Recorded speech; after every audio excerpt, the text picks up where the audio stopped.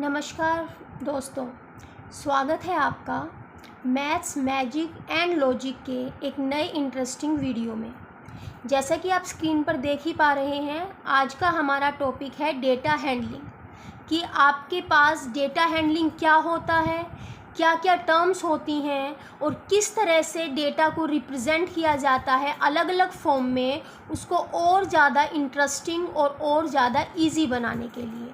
तो one by one एक एक टर्म को हम समझेंगे, एक एक टाइप को हम अच्छे से अंडरस्टैंड करेंगे और उससे रिलेटेड क्वेश्चंस भी करेंगे। तो चलिए स्टार्ट करते हैं आज का हमारा टॉपिक, जिसका नाम है डेटा हैंडलिंग। देखिए, सबसे पहले टॉपिक के अंदर ही आपके पास एक वर्ड आ गया है डेटा। अब डेटा होता क्या है? देखिए, डेटा जो होता है, आपको डेफिनेशन लर्न मत कीजिए, मैं आपको बार बार यही चीज़ कहती हूँ, आप चीज़ों को समझिए। आपने वो 3 इडियट मूवी देखी है ना, उसमें एक डायलॉग था ना, वो कहता था रेंचो कि आप परफेक्शन की तरफ जाइए, सक्सेस अपने आप आपके पीछे आएगी। तो डेफिनेशन को रटने की ज़रूरत नहीं है, अगर आपने टॉपिक को समझ लिया तो डेफिनेशन अपने आप बना पाएंगे। तो देखिए, फर्स्ट है आपके पास डेटा, कि डेटा क्या होता है। डेटा आपके पास क्या होता है? कलेक्शन होता है। कलेक्शन का मतलब इकट्ठा करते हैं हम। किस चीज़ को इकट्ठा करते हैं? इन्फॉर्मेशन को। किसी भी चीज़ की आपको अगर इन्फॉर्मेशन चाहिए, उस इन्फॉर्मेशन को हम कलेक्ट करते हैं, इकट्ठा करते हैं, उसी को हम क्या कहते हैं? डेटा कलेक्ट करना कहते हैं। तो डेटा आपके पास क्या हो गया? Collection of information. ठीक है, हमने डेफिनेशन बना ली समझ के कि डेटा आपके पास क्या है। Data is your collection. किस चीज का कलेक्शन? Of information. ठीक है स्टूडेंट्स, आपको क्या पता लगा डेटा से कि डेटा क्या होता है आपके पास? डेटा होता है कलेक्शन ऑफ इंफॉर्मेशन। अब आपको किस चीज़ की इंफॉर्मेशन चाहिए, वो डिपेंड करता है कि आप किस चीज़ का डेटा कलेक्ट करना चाहते हैं। जैसे मान लीजिए, आपने देखा होगा कि पोलियो पिलाने के लिए घर घर जाते हैं ना, वो जो आते हैं कैंडिडेट्स वगैरह, वो पोलियो पिलाने के लिए, उससे पहले वो क्या करते हैं? डेटा कलेक्ट करते हैं। किस चीज़ का डेटा कलेक्ट करते हैं? कि जिस लोकेलिटी में वो जाएंगे, उस लोकेलिटी में 5 ईयर्स या 5 ईयर्स से छोटे बच्चे कितने हैं। समझ रहे हैं आप? जब वो डेटा ये कलेक्ट करते हैं, उस डेटा का कलेक्शन कर लेते हैं, फिर आपके पास जब वो उस डेटा कलेक्शन को आगे भेजते हैं, तो उन्हें पता लगता है कि हाँ भाई, यहाँ पर इतने लोगों को भेजना पड़ेगा।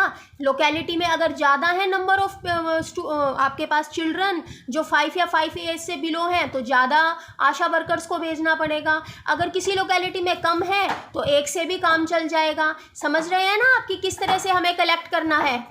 समझ गए ना आप? तो ये कहते हैं, ये क्या किया जाता है? एक सर्वे किया जाता है। आपने कई बार देखा होगा कि लोग आते हैं तो वो कहते हैं कि हम एक सर्वे कर रहे हैं। इसी तरह से जब इलेक्शन आने वाले होते हैं, तब भी आपने देखा होगा ना कि लोग घूमते हैं, घरों में आके सर्वे करते हैं कि आपके घर में कितने नंबर ऑफ पीपल हैं, कितने ऐसे हैं जो 18 साल से बड़ी उम्र के हैं। क्योंकि जो 18 साल है वो आपके पास एज है वोट डालने की, तो वो देखते हैं कि इस घर में इतने कैंडिडेट जो हैं वो क्या कर सकते हैं? वोटिंग कर सकते हैं। और वो सारा का सारा डेटा क्या होता है? उनके पास स्टोर हो जाता है। जब आप इलेक्शन वाले दिन वोट डालने जाते हैं, तो आपने देखा होगा कि उनके पास बहुत बड़ी सी बुकलेट होती है जिस पर वो नेम टिक करते जाते हैं।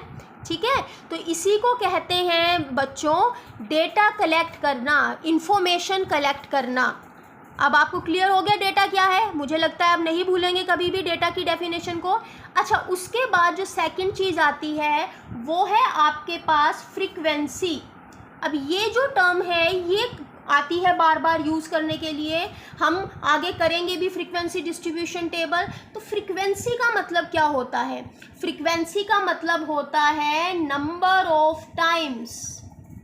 अब किस चीज़ का नंबर ऑफ टाइम्स भाई?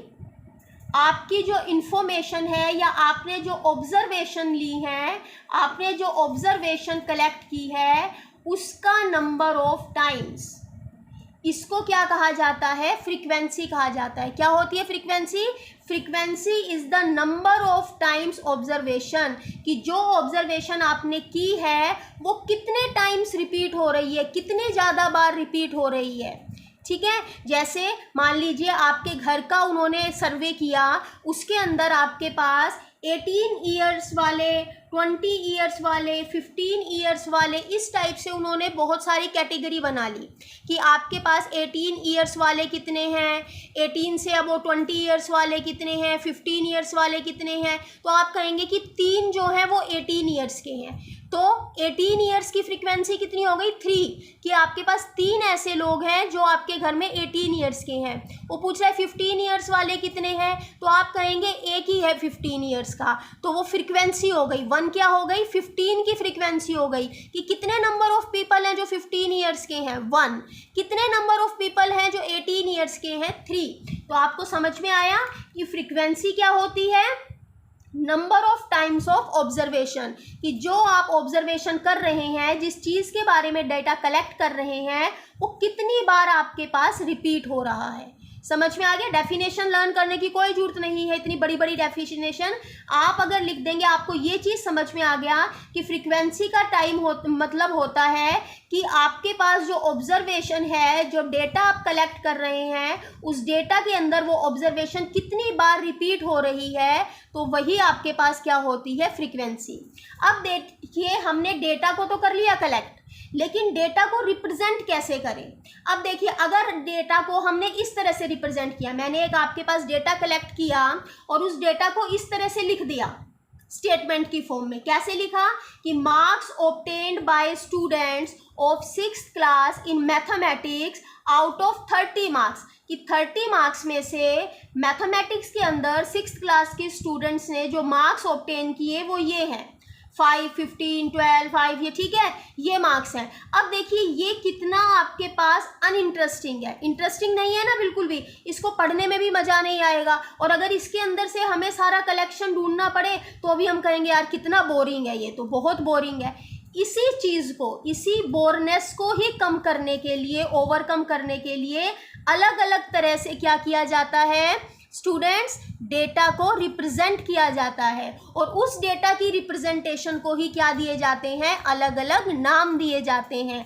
अब आपको समझ में आया कि इन चीज़ों की ज़रूरत क्यों पड़ रही है। तो देखिए जो फर्स्ट है आपके पास वो है फ्रीक्वेंसी डिस्ट्रीब्यूशन टेबल, कि अगर हमने जो डेटा कलेक्ट किया उसको इस तरह से बोरिंग वे में लिखने की बजाय अगर हम इसको एक इंटरेस्टिंग वे में लिखें तो आपके पास शायद वो डेटा पढ़ने में और ज़्यादा इजी रहेगा।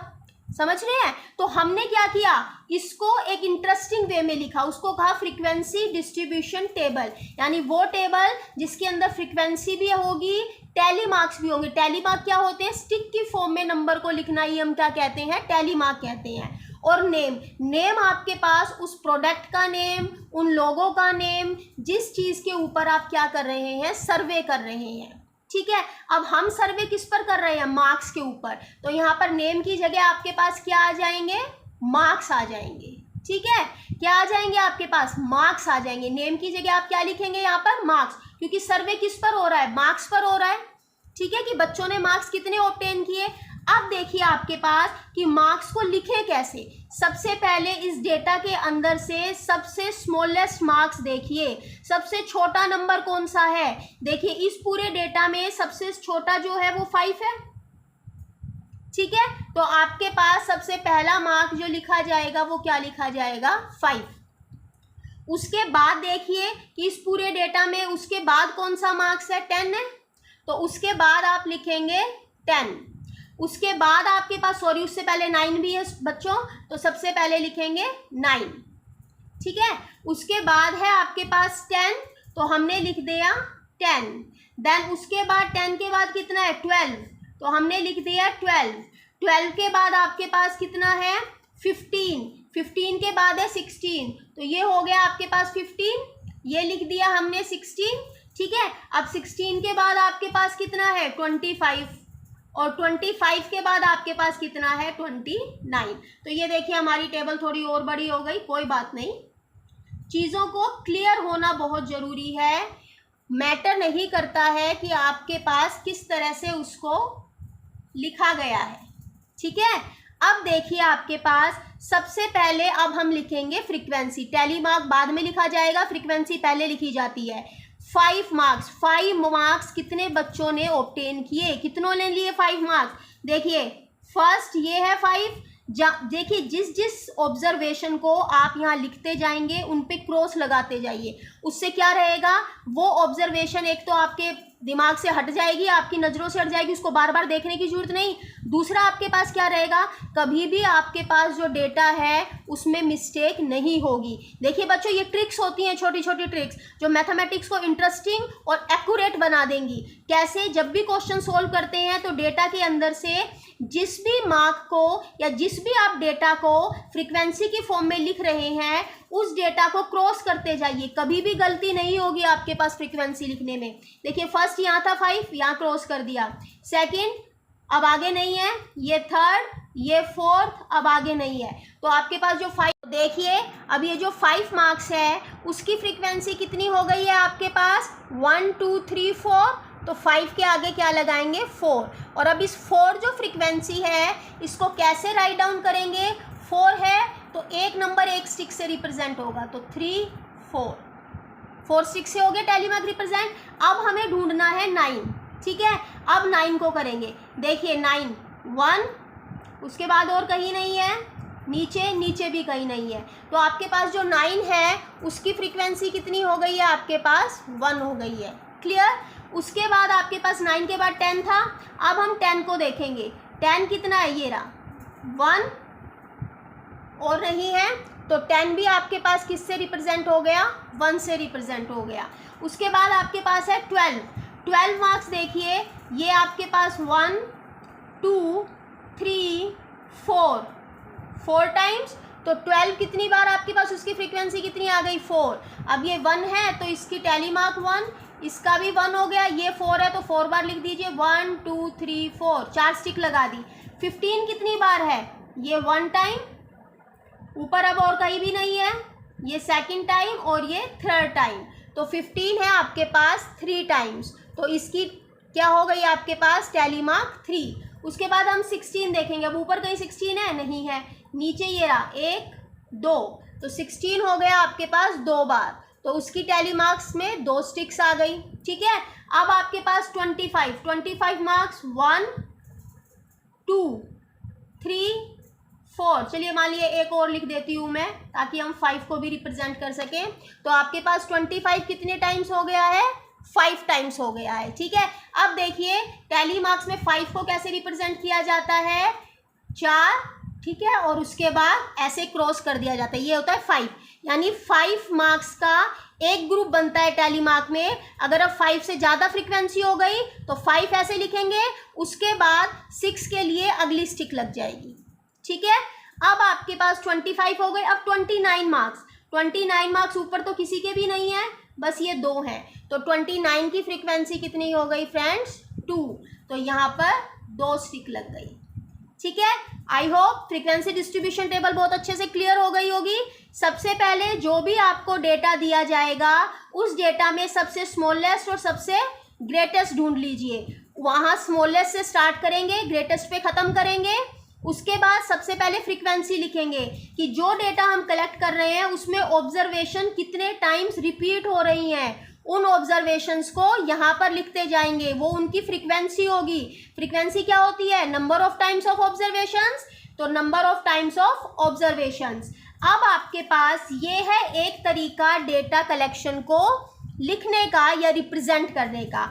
दूसरा जो तरीका है फ्रेंड्स आपके पास, वो है आपके पास पिक्टोग्राफ। अब पिक्टो से ही समझ गए होंगे, पिक्टो का मतलब क्या होता है, पिक्चर।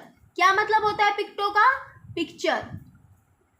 अब आपके पास पिक्टोग्राफ का मतलब क्या हुआ कि जब हम इस डेटा को, ये जो डेटा हमने फ्रीक्वेंसी डिस्ट्रीब्यूशन टेबल की फॉर्म में लिखा, ये जो डेटा यहाँ पर सिंपल फॉर्म में लिखा गया था, अगर इस डेटा को हम पिक्चर बना के, क्या बनाकर, या तो पिक्चर बनाकर या फिर क्या बनाकर, सिंबल बनाकर, समझ में आ रहा है कि या तो पिक्चर बनाकर या फिर सिंबल बनाकर रिप्रेजेंट करेंगे, तो आपके पास उस रिप्रेजेंटेशन को क्या बोला जाएगा, पिक्टोग्राफ बोला जाएगा। क्लियर, आपके पास क्या बोला जाएगा उस रिप्रेजेंटेशन को, पिक्टोग्राफ। तो अब आपको समझ में आ गया पिक्टोग्राफ किस तरह से करना है। ठीक है, तो ये है आपके पास पिक्टोग्राफ के बारे में। देखिए ये जो मैं टॉपिक करा रही हूँ ये 3rd क्लास से लेकर 6th क्लास तक का हर आपके पास टर्म को क्या कर देगा, कवर कर देगा। अब पिक्टोग्राफ के बाद जो आता है आपके पास, जो आपके पास 5th नंबर पर आएगा, वो है आपके पास बार ग्राफ। ठीक है, किस फॉर्म में आता है आपके पास, बार ग्राफ की फॉर्म में। एक होते हैं आपके पास बार ग्राफ, वो भी बताऊंगी आपके पास। आप बार ग्राफ को कैसे करें, बार से। बार क्या होते हैं आपके पास, लंबे लंबे डंडे टाइप के होते हैं, खंबे टाइप के होते हैं, लेकिन किस फॉर्म में होते हैं, रेक्टेंगल की फॉर्म में। किस फॉर्म में होते हैं आपके पास, रेक्टेंगल की फॉर्म में होते हैं ये बार्स। ठीक है, दूसरी क्या चीज है इसके अंदर कि आपके पास पूरे ग्राफ में जितने भी बार होंगे उनकी जो आपके पास क्या रहेगी, मोटाई रहेगी, यानी उनकी जो विड्थ रहेगी वो क्या रहेगी भाई आपके पास, सेम। ध्यान दीजिएगा, बार ग्राफ में आपके पास डेटा को किस तरह से रिप्रेजेंट किया जाता है, बार्स की फॉर्म में। बार्स का मतलब जो बड़े बड़े पोल टाइप के होते हैं, लेकिन वो पोल रेक्टेंगुलर शेप में होते हैं, रेक्टेंगल की शेप में। और दूसरा उनकी विड्थ जो होती है वो क्या होती है, सेम होती है। तो ये होता है आपके पास बार ग्राफ। ठीक है, बार ग्राफ के बाद जो आपके पास होता है वो क्या होता है आपके पास, पाई चार्ट। क्या होता है, पाई चार्ट। याद आया होगा ना, पिछली क्लासेस के अंदर आपने किया होगा पाई चार्ट। अब पाई चार्ट क्या होता है आपके पास, वही होता है भाई रिप्रेजेंटेशन ऑफ योर डेटा। जो डेटा आपने कलेक्ट किया है उनकी रिप्रेजेंटेशन, बट किस फॉर्म में, सर्कल की फॉर्म में।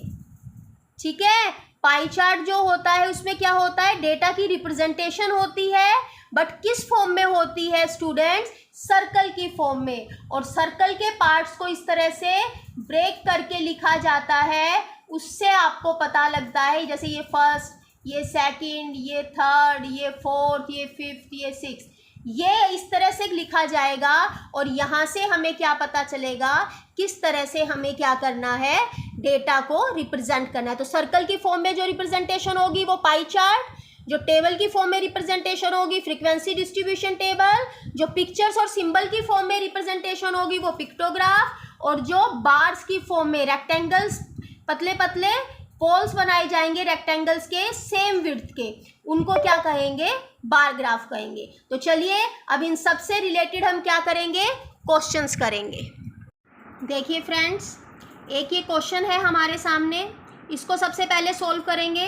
क्वेश्चन क्या है आपके पास, the children in a locality play different games. कि चिल्ड्रन एक लोकेलिटी के अंदर अलग अलग तरह के गेम्स प्ले करते हैं।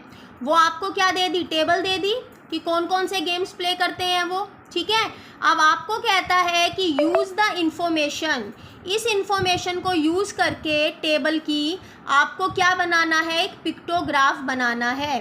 तो पिक्टोग्राफ कैसे बनाएंगे, वही आपके पास ऑब्जर्वेशन किस चीज़ के लिए है, गेम्स के लिए। ठीक है, अब आपके पास सबसे पहले टेबल में ऊपर क्या लिख देंगे, गेम्स प्ले, कि कौन से गेम्स खेले जाते हैं। जो भी उन्होंने गेम्स के नाम दिए हैं टेबल में वो सारे आपने गेम्स राइट डाउन कर दिए। उसके बाद जो सेकंड कॉलम है उसमें आपके पास क्या बनेगा, पिक्टोग्राफ बनेगा। क्या बनेगा फ्रेंड्स आपके पास, इसमें आपके पास पिक्टोग्राफ बनेगा। अब पिक्टोग्राफ के अंदर देखिए आपके पास इन्होंने मेंशन कर दिया है आपको यूनिट कि ईच स्माइली, स्माइली की फॉर्म में आपको पिक्टोग्राफ बनाना है। और हर स्माइली कितने स्टूडेंट्स को रिप्रेजेंट कर रही है, 1 स्टूडेंट को रिप्रेजेंट कर रही है। ठीक है, समझ में आया। तो आपके पास देखिए सबसे पहले क्रिकेट, क्रिकेट के कितने स्टूडेंट्स दे रखे हैं, 8। तो आपको क्रिकेट में कितनी स्माइली बनानी पड़ेंगी, 8 स्माइली बनानी पड़ेंगी। कितनी बनानी पड़ेंगी, 8 स्माइली। ठीक है, जितनी वो कह रहा है उतनी ही आप क्या बनाएंगे, स्माइली। तो 1 2 3 4 5 6, ये 7 और ये 8 स्माइली बन गई। अब नेक्स्ट देखिए वो कह रहा है फुटबॉल, फुटबॉल को कितने चिल्ड्रन प्ले करते हैं, 10। तो आपको कितनी स्माइली बनानी पड़ेंगी। अब यहाँ पर 10 क्यों बनाएंगे, क्योंकि हर स्माइली एक स्टूडेंट को रिप्रेजेंट कर रही है, तो हमें 10 बनानी पड़ेंगी। तो 1 2 3 4 5 6 7 8 9 10, वो आप स्माइलीज बना दीजिए। ठीक है, नेक्स्ट आपके पास क्या है, नेक्स्ट कह रहा है कि जो खो खो है उसको 7 स्टूडेंट्स क्या करते हैं, लाइक करते हैं। तो 7 लाइक करते हैं तो हम कितनी स्माइली बनाएंगे, 7 बनाएंगे, 5 6 7। उसके बाद है टेनिस, टेनिस को कितने स्टूडेंट लाइक करते हैं, 9, तो हम कितनी स्माइलीज बना देंगे, 9 स्माइलीज बना देंगे। 1 2 3 4 5 6 7 8 9। और कबड्डी को कितने स्टूडेंट्स प्ले करते हैं, आपके पास 6, तो 6 स्माइली बन जाएगी, 2 3 4 5 6। ठीक है, तो ये आपके पास बन गई हैं स्माइलीज। तो इस तरह से आपको अगर टेबल की फॉर्म में डेटा दे रखा है और उसको पिक्टोग्राफ की फॉर्म में रिप्रेजेंट करना है, तो आप इस क्वेश्चन को इस तरह से क्या कर सकते हैं स्टूडेंट्स, सोल्व कर सकते हैं। ठीक है, अब आपके पास इस तरह से देने के बाद जो नेक्स्ट क्वेश्चन है वो है आपके पास बार ग्राफ की फॉर्म में। अब देखिए ये समझ में आ रहा है आपको कि बार्स किस तरह से रिप्रेजेंट करने होते हैं। ये है आपके पास बार ग्राफ की फॉर्म में एक क्वेश्चन। क्या कहता है, the bar graph shows the run scored by 5 batsman in a one day match. एक वनडे मैच के अंदर 5 बैट्समैन जो थे उनके नाम दे रखे हैं। देखिए हॉरिजॉन्टल प्लेस पर, यानी जो हॉरिजॉन्टल लाइन होगी उसके ऊपर वही जिसके बारे में डेटा कलेक्ट किया गया है उनके नाम लिखे जाएंगे, और वर्टिकल प्लेस पर जो आपके पास लाइन होगी, ये बहुत इंपॉर्टेंट चीज़ है, वर्टिकल पर जो लाइन होगी वहाँ पर फ्रीक्वेंसी लिखी जाएगी। ठीक है, तो ये इन्होंने फ्रीक्वेंसी लिख दी, यानी नंबर ऑफ रन्स जो ऑब्टेन किए, और किसने ऑब्टेन किए, सहवाग ने, सचिन ने, कोहली ने, युवराज ने और धोनी ने। तो आपके पास इस बार ग्राफ को यूज़ करके हमें कुछ क्वेश्चंस के आंसर देने हैं।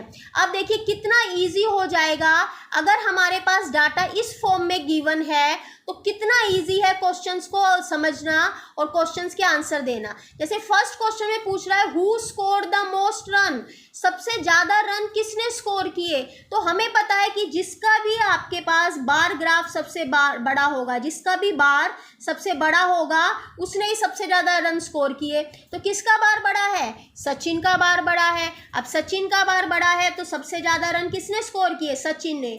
Who are the minimum run score, किसने सबसे कम रन स्कोर किए। तो सबसे छोटा बार किसका है भाई, धोनी का। तो सबसे छोटा कम रन किसने स्कोर किए, धोनी ने। Who scored more run, Sehwag और युवराज। अब उसने दे दिया, कंपेयर करना, पर्टिकुलर मेंशन कर दिया कि सहवाग और युवराज में से बताओ किसने ज़्यादा स्कोर किया है। तो किसने स्कोर किया है, सहवाग ने स्कोर किया है। और आपके पास इन सभी बैट्समैन ने मिलकर कितने रन स्कोर किए हैं टोटल। जहां भी टोटल आ जाए इसका मतलब सबको ऐड करना है। अब सहवाग ने 40 रन्स बनाए हैं, इसने 70 बनाए हैं, इसने 60 बनाए हैं, आपने युवराज ने 30 रन्स बनाए हैं, और धोनी ने क्या बनाए हैं, आपके पास 20 रन। तो टोटल निकालना है तो इन सबको क्या कर देंगे, ऐड। आप लिख देंगे 40 + 70 + 60 + 30 + 20। तो इसका जो आंसर आएगा वो आपके पास क्या हो जाएगा, टोटल रन्स हो जाएंगे। ठीक है, तो आपके पास इस तरह से हम क्या फाइंड आउट कर सकते हैं। जब आपको देखिए जितनी सुंदर रिप्रेजेंटेशन होगी डेटा की, जितनी इंटरेस्टिंग रिप्रेजेंटेशन होगी डेटा की, क्वेश्चन को सोल्व करना भी क्या हो जाता है, उतना ही इंटरेस्टिंग हो जाता है। इसी तरह के कुछ और क्वेश्चंस आपके सामने रख रही हूँ, देखिए कैसे सोल्व करेंगे उनको। देखिए स्टूडेंट्स, चलिए एक और क्वेश्चन करते हैं जिसके अंदर आपको एक पिक्टोग्राफ गिवन है और इस पिक्टोग्राफ की मदद से आपको कुछ क्वेश्चंस के आंसर देने हैं।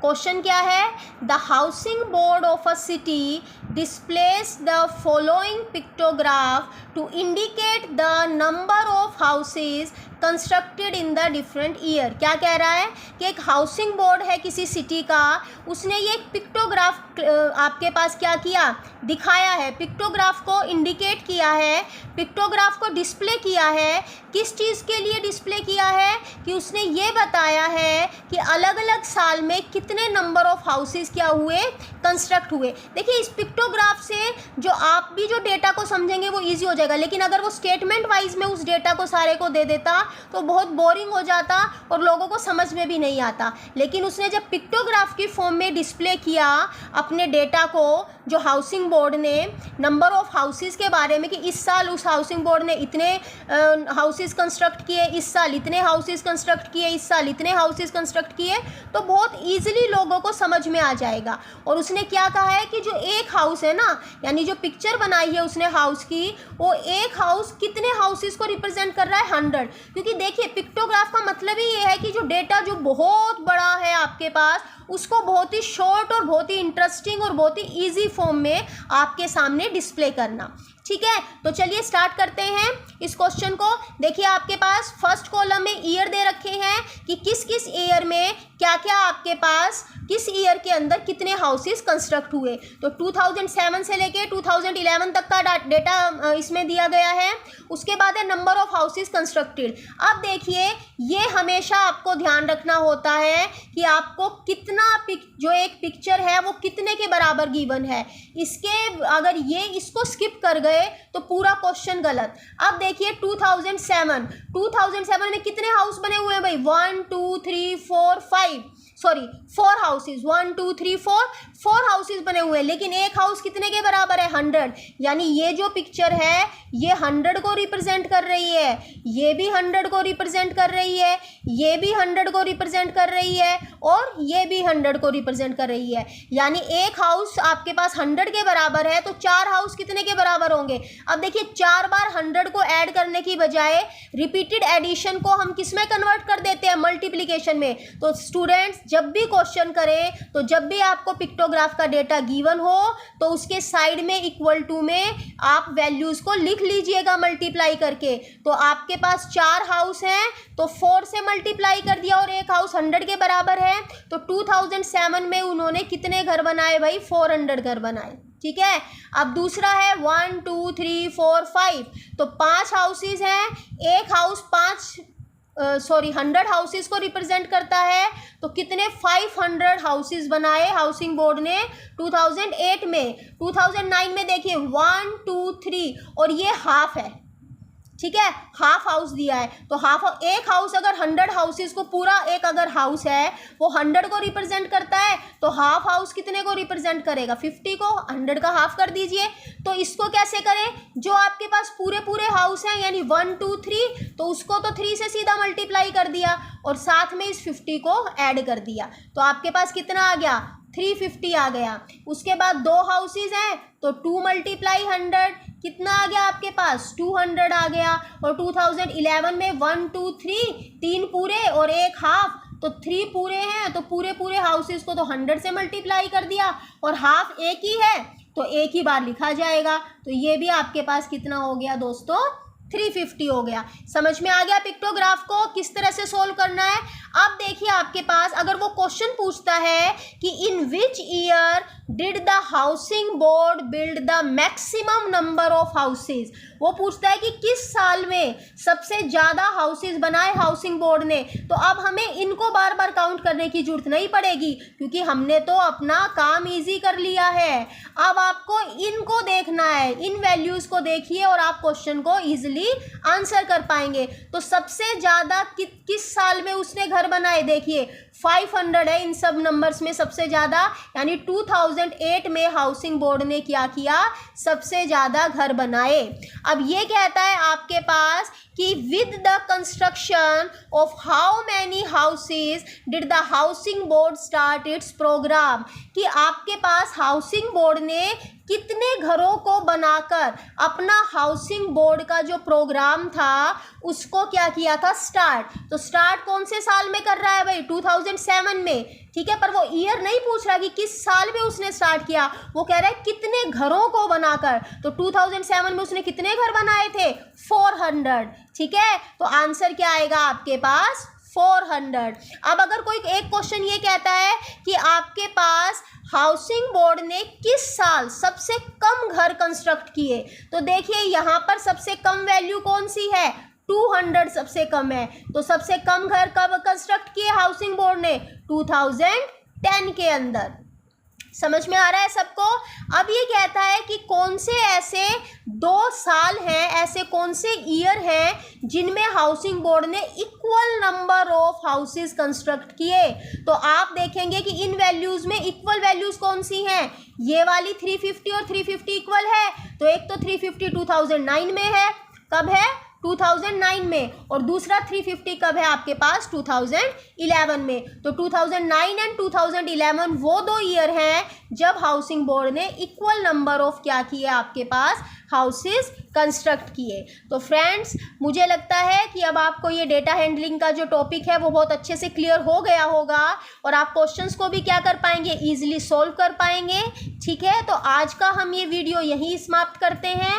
नेक्स्ट वीडियो में एक इंटरेस्टिंग टॉपिक के साथ आपसे फिर मिलेंगे। धन्यवाद।